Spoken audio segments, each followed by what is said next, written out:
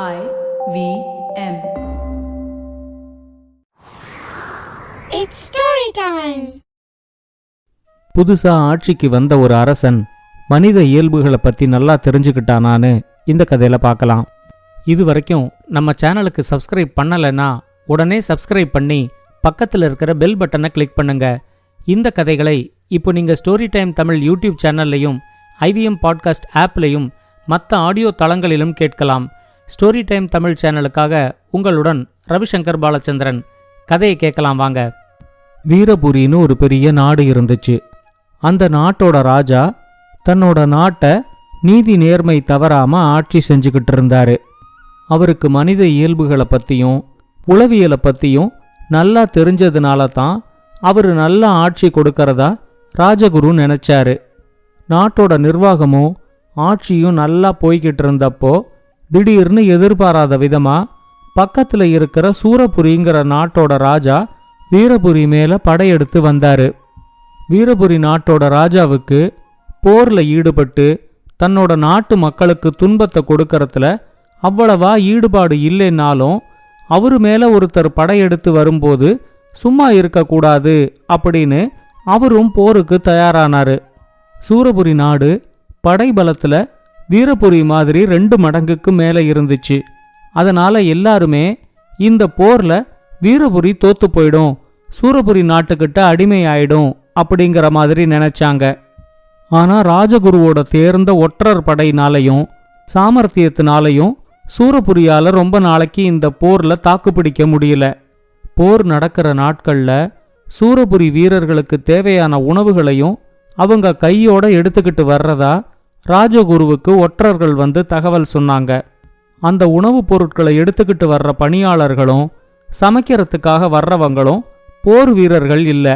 சூரபுரியோட படைகள் ஒரு பெரிய ஆறை தாண்டி தான் வீரபுரிக்குள்ள வந்தாகணும். அவங்க ஆறை கடக்கறதுக்கு முன்னாடி வீரபுரி நாட்டுல இருந்த அணையிலேந்து அந்த ஆறோட முழு கொள்ளளவுல தண்ணியை திறந்து விட சொல்லி ராஜகுரு உத்தரவு போட்டாரு. சூரபுரி நாட்டோட படைகள் அந்த ஆறை தாண்டி வரும்போது அவங்க மேல திடீர்னு எதிர்பாராத விதமா ஒரு தாக்குதலை நடத்தி அவங்க எடுத்துக்கிட்டு வந்த உணவுப் பொருட்களையும் சமையல் பணியாளர்களையும் ஆற்று வெள்ளத்துல அடிச்சுக்கிட்டு போற மாதிரி செஞ்சிட்டாரு. சூரபுரி நாட்டு ராஜா நல்ல வேளைக்கு நம்ம படை வீரர்களுக்கு எந்த ஆபத்தும் வரல, அடிச்சுக்கிட்டு போனது வெறும் சமையல் பணியாளர்கள் தான், அதனால நாம போரை தொடர்ந்து நடத்தலாம் அப்படிங்கிற முடிவுக்கு வந்து போரையும் ஆரம்பிச்சு 2 நாளைக்கு அப்புறம்தான் வீரர்களுக்கு போதிய உணவு இல்லைங்கிறத புரிஞ்சுக்கிட்டாரு. அதனால அந்த போர்ல சூரபுரி நாட்டோட படைகளால ரொம்ப தாக்குப்பிடிக்க முடியல. போர் ஆரம்பிச்ச 8வது நாள் வீரபுரி நாடு போர்ல ஜெயிச்சிருச்சு. அந்த கால நடைமுறைப்படி சூரபுரி நாடு வீரபுரி நாடுக்கு அடிமையாயிடுச்சு. ஆனா போர்ல படுகாயம் அடைஞ்ச வீரபுரி நாட்டு ராஜாவால ரொம்ப நாளைக்கு 2 நாட்டுக்கும் ராஜாவா தொடர முடியல. போர் முடிஞ்ச 2 மாசத்துக்குள்ளேயே சிகிச்சை பலனளிக்காம அவரு இறந்து போனாரு. அடுத்த ராஜாவா பதவி ஏத்துக்கிட்ட வீரபுரி நாட்டோட இளவரசன் மாதங்கனுக்கு 16 வயசு தான் ஆயிருந்துச்சு. ராஜகுரு அவங்கிட்ட, உங்க அப்பா மனித இயல்புகளையும் உளவியலையும் நல்லா தெரிஞ்சு ஆட்சி நடத்தினதுனால தான் அவரால் ஒரு நல்ல ஆட்சியை கொடுக்க முடிஞ்சிச்சு. உங்களுக்கு அந்த அளவுக்கு இப்ப உலக அனுபவம் இல்லைங்கிறதுனால எனக்கு நேரம் கிடைக்கும் போதெல்லாம் மனித இயல்புகளை பத்தி அப்பப்போ உங்களுக்கு சொல்லித்தரேன். அதை தெரிஞ்சுக்கிட்டு ஆட்சி நடத்தும் போது ஆட்சி இன்னும் சிறப்பா இருக்கும் அப்படின்னு சொன்னாரு. மாதங்கனுக்கும் ராஜகுரு மேல பெரிய அளவுல மதிப்பும் மரியாதையும் இருந்துச்சு. அவரு மட்டும் இல்லைன்னா இன்னைக்கு வீரபுரி சூரபுரி நாட்டுக்கிட்ட அடிமையா இருந்திருக்கும் அப்படிங்கறதையும் அவன் உணர்ந்திருந்தான். மனித இயல்புகளை பத்தி நல்லா தெரிஞ்சுக்கிட்டு ஒரு நல்ல ஆட்சியை கொடுக்கறதா அவருக்கு வாக்குறுதியும் கொடுத்தான். இது நடந்து கொஞ்ச நாள் கழிச்சு ஒரு நாளைக்கு அரசாங்கத்தோட ஒற்றன் ஒருத்தன் அரண்மனைக்கு வந்தான். ராஜகுரு அவங்கிட்ட, ஒற்று வேலை பார்க்கும்போது உனக்கு ஏற்பட்ட சுவையான அனுபவங்கள் ஏதாவது இருந்தா அத ராஜா கிட்ட சொல்லு அப்படின்னு சொன்னாரு. அந்த ஒற்றன் சொன்னான், ஒரு நாளைக்கு நான் காட்டு வழியா வரும்போது என்னோட காலில் ஒரு கருவேல முள் தச்சிருச்சு. நடக்க முடியாம நொண்டி நொண்டி நான் நடந்து வந்துகிட்டு இருக்கும்போது அந்த பக்கமா வந்த ஒருத்தன் இந்த வழியில ஒரு புலி வந்துகிட்டு இருக்கு, சீக்கிரமா மரத்துல ஏறி உன்னோட உயிரை காப்பாத்திக்கோ அப்படின்னு சொல்லிட்டு அவனும் ஒரு மரத்து மேல ஏறிக்கிட்டான். நானும் ஒரு மரத்துல ஏறின உடனே அந்த பக்கமா எங்களை தாண்டி ஒரு புலி போனதை பார்த்தேன். அவன் என்ன சரியான நேரத்துல எச்சரிக்கலன்னா என்னோட உயிரே போயிருக்கும் அப்படின்னு சொன்னான். ராஜகுரு உடனே ராஜா கிட்ட சொன்னாரு, இந்த ஒற்றனுக்கு எச்சரிக்கை செஞ்சவங்கிட்ட மனிதத்தன்மை 4/4 இருக்கு. அவன் இவனுக்கு எச்சரிக்கை செஞ்சானே தவிர இவனை காப்பாத்துறதுக்கு அவன் எந்த முயற்சியும் எடுக்கல. தன்னோட உயிரை காப்பாத்திக்கிறதுக்காக அவன் மரத்து மேல ஏறிக்கிட்டான் அப்படின்னு சொன்னாரு. இதே மாதிரி வந்த இன்னொரு ஒற்றன்கிட்டையும் அவனோட அனுபவத்தை மாதங்கனுக்கு சொல்ல சொன்னாரு. அந்த ஒற்றன் சொன்னான், ஒரு தடவை நான் ஒரு ஊர் வழியா போய்கிட்டு இருக்கும்போது ஒரு பணக்காரன் 4-5 ஏழைகளை போட்டு அடிச்சுக்கிட்டு இருக்கிறத நான் பார்த்தேன்.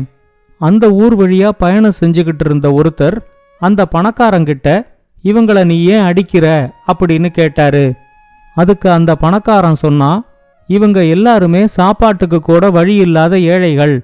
அதனால நான் இவங்களுக்கு சாப்பாடு போட்டு என்னோட பண்ணையில வேலையும் கொடுத்ததுனால இவங்க எல்லாருமே எனக்கு அடிமை பத்திரம் எழுதி கொடுத்திருக்காங்க. என்னோட அடிமைகளை அடிக்கிறதுக்கோ உதைக்கிறதுக்கோ எனக்கு முழு சுதந்திரம் இருக்கு அப்படின்னு சொன்னான். ஆனா அவரு அதை நம்பாம இவங்க எழுதி கொடுத்த அடிமை பத்திரத்தை எனக்கு காட்டு அப்படின்னு கேட்டாரு. பணக்காரன் அந்த அடிமை பத்திரங்களை காட்டும்போது எதிர்பாராத விதமா அவர் அந்த அடிமை பத்திரங்களை கிழிச்சு எரிஞ்சிட்டு அந்த ஏழைகள் கிட்ட, இனிமே நீங்க யாருக்கும் அடிமை இல்ல, நீங்க சுதந்திரமா எங்க வேணா போய் பிழைச்சுக்கலாம் அப்படின்னு சொல்லி அவங்க எல்லாரையும் காப்பாத்தி அனுப்பிவிட்டாரு அப்படின்னு சொன்னான். ராஜகுரு மாதங்கன் கிட்ட சொன்னாரு, இதுல நீங்க நல்லா கவனிச்சு பாத்தீங்கன்னா அந்த அடிமைகளை காப்பாத்தினவர்கிட்ட மனிதத்தன்மை 1/2 இருக்கு.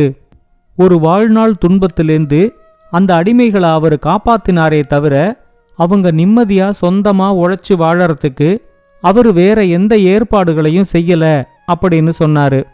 வெறும் எச்சரிக்கை மட்டும் செஞ்ச ஒருத்தனுக்கும் வாழ்நாள் துன்பத்திலேந்து மற்றவங்களை காப்பாத்தின ஒருத்தனுக்கும் இருக்கிற வித்தியாசம் மாதங்கனுக்கு புரிஞ்சிச்சு. இது நடந்து கொஞ்ச நாள் கழிச்சு 2 வியாபாரிகள் காட்டு வழியா போனப்போ திருடர்கள் கிட்ட மாட்டிக்கிட்டதை பத்தி புகார் கொடுக்கறதுக்காக அரண்மனைக்கு வந்திருந்தாங்க. அந்த திருடர்கள் எங்க கிட்ட இருந்த மொத்த பொருள்களையும் கொள்ளையடிச்சிட்டு எங்களை கொல்றதுக்காக கத்தியையும் எடுத்தாங்க.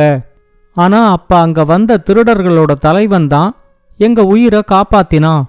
இவங்கள மாதிரி வியாபாரிகள் உயிரோட இருந்தாதான் நம்ம தொழில் நல்லா நடக்கும், அதனால இவங்கள கொல்ல வேண்டாம் அப்படின்னு சொல்லி எங்களுக்கு வழி செலவுக்கு கொஞ்சம் பணமும் கொடுத்து எங்களை அனுப்பிவிட்டான் அப்படின்னு சொன்னாங்க. மாதங்கன் உடனே அந்த காட்டுல இருக்கிற திருடர்களை பிடிக்கிறதுக்கு ஏற்பாடு செஞ்சான். ராஜகுரு அவங்கிட்ட சொன்னாரு, அந்த திருடர்களோட தலைவனுக்கு மனிதத்தன்மை 3/4 இருக்கு. அவன் இவங்களோட உயிரை காப்பாத்தி இருக்கான்.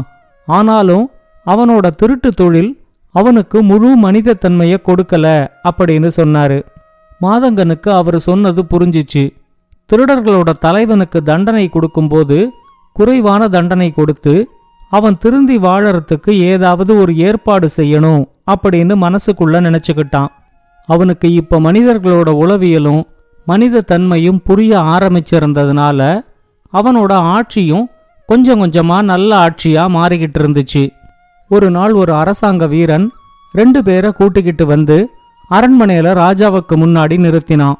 அவங்க 2 பேர்ல ஒருத்தன் ஏழை, ஒருத்தன் பணக்காரன். அந்த வீரன் ராஜா கிட்ட, இந்த ஏழைய இந்த பணக்காரன் தண்ணீர்ல தள்ளிவிட்டு தானும் தண்ணீர்ல குதிச்சான். நான் இவங்க 2 பேரையும் காப்பாத்துறதுக்காக அங்க போறதுக்குள்ள அவங்களே கரையேறி வந்துட்டாங்க அப்படின்னு சொன்னான். மாதங்கன் அந்த பணக்காரங்கிட்ட கொஞ்சம் கடுமையா விசாரிச்சப்போ அவன் எல்லா உண்மையையும் சொல்லிட்டான். என்னோட பெரிய வீட்டுக்கு பக்கத்துல இந்த ஏழையோட குடிசை இருக்கிறது எனக்கு கொஞ்சம் கூட பிடிக்கல. அதனால இவனை எப்படியாவது அந்த இடத்திலேருந்து விரட்டணுங்கிறதுக்காக நான் இவனோட நிலத்தை ஆக்கிரமிப்பு செஞ்சேன். நான் செஞ்சது அநியாயம்னு இவன் எல்லார்கிட்டையும் சொன்னதை பார்த்ததும் எனக்கு இன்னும் ரொம்ப கோபம் அதிகமாகி இவனோட குடிசைக்கும் நான் தீ வச்சிட்டேன். ஆனா அதை பத்தின விசாரணை நடந்தப்போ என்னோட பண பலத்தை பயன்படுத்தி அது ஒரு விபத்து அப்படிங்கிற மாதிரி விசாரணையோட போக்கையே நான் மாத்தினேன். இன்னைக்கு குளக்கரையில என்னை இந்த ஏழை பார்த்தப்போ என்னோட வாழ்க்கையையே நீ இப்படி நாசமாக்கிட்டியே அப்படின்னு சொல்லி என்கிட்ட கோபமா கத்தினான். நான் என்னோட கோபத்தினாலையும் காழ்ப்புணர்ச்சினாலையும் இந்த ஏழைய பிடிச்சு தண்ணியில தள்ளிவிட்டேன். ஆனா இவன் என்னை இறுக்கி பிடிச்சுக்கிட்டதுனால நானும் வேற வழி இல்லாம அந்த குளத்துல விழற மாதிரி ஆயிடுச்சு.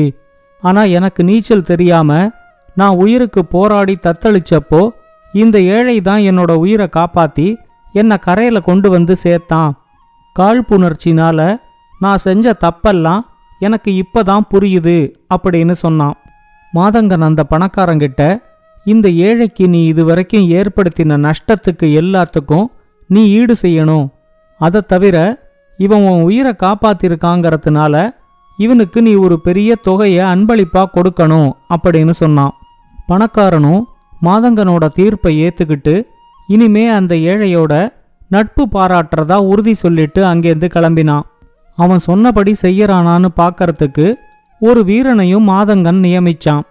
மாதங்கன் ராஜகுரு கிட்ட, இந்த ஏழைய பாத்தீங்களா, அந்த பணக்காரன் இவனுக்கு எவ்வளவு விதத்துல கெடுதல் செஞ்சிருந்தாலும் உயிர் போற தருணத்துல அந்த பணக்காரனை காப்பாத்தி அவனோட மனசையே மாத்திட்டான். இவங்கிட்ட தான் முழு அளவுல மனிதத்தன்மை இருக்கு. ஒரு மனிதனுக்கு உதவி செய்யறவனை விட அவனை நல்லவனா மாத்துறவன் தான் முழு மனிதன் அப்படின்னு சொன்னான். அவங்க அப்பா மாதிரியே மனிதர்களோட இயல்பையும் உளவியலையும் மாதங்கனும் நல்லா புரிஞ்சுக்கிட்டான் அப்படிங்கறத நினைச்சு ராஜகுரு ரொம்ப சந்தோஷப்பட்டாரு. இந்த கதையை பத்தின உங்களோட கருத்துக்களை ஸ்டோரி டைம் தமிழ் யூடியூப் சேனல்லையும் பாட்காஸ்ட்லையும் பின்னூட்டத்தில் கமெண்ட்ஸாக பதிவு பண்ணுங்க. இது மாதிரி பல பாட்காஸ்டுகளை கேட்க ivmpodcast.com இணையதளத்துக்கு வாங்க, இல்லை ஐவிஎம் பாட்காஸ்ட் ஆப்பை டவுன்லோட் பண்ணுங்க. இந்த கதை உங்களுக்கு பிடிச்சிருந்தா லைக் பண்ணுங்க, கமெண்ட் பண்ணுங்க, ஷேர் பண்ணுங்க. மறக்காம ஸ்டோரி டைம் தமிழ் சேனலை சப்ஸ்கிரைப் பண்ணுங்க. அப்படியே பக்கத்துல இருக்க அந்த பெல் ஐகானை கிளிக் பண்ணுங்க.